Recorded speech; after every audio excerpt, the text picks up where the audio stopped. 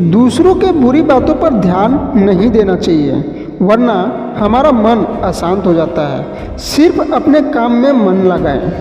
शिष्य के सामने लोग कर रहे थे उनके गुरु की बुराई।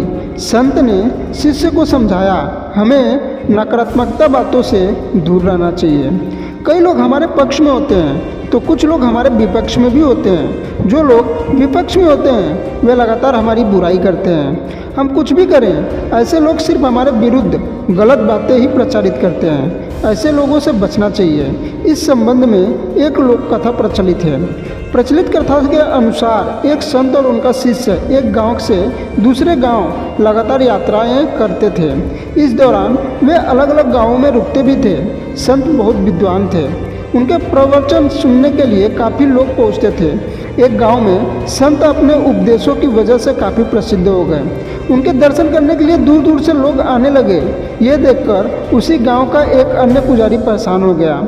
उसे लगने लगा कि इस संत की वजह से मेरे भक्त कम हो जाएंगे। असुरक्षा की भावना की वजह से पुजारी ने संत का दुष्ट प्रचार करना शुरू कर दिया।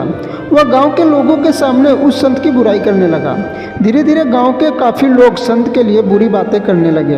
एक दिन संत के शिष्य को ये सारी बातें मालूम हुई तो उसे बहुत गुस्सा आया। वह तुरंत ही अपने गुरु के पास पहुंचा और पूरी बात बताई।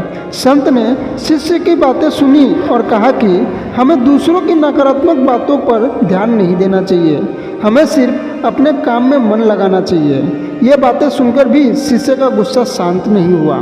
संत ने कहा कि जब हाथी गांव में आता है तो उसे देखकर सभी कुत्ते भौंकने लगते हैं, लेकिन हाथी पर इसका कोई असर नहीं होता है। हाथी अपनी मस्त चाल चलते रहता है। हमें भी बुराई करने वाले लोगों पर ध्यान नहीं देना चाहिए। हमें सिर्फ अपना काम ईमानदारी से करना चाहिए और अपने लक्ष्य की ओर बढ़ते रहना चाहिए।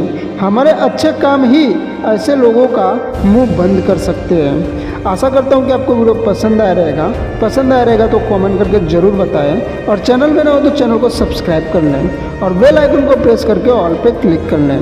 धन्यवाद दोस्तों।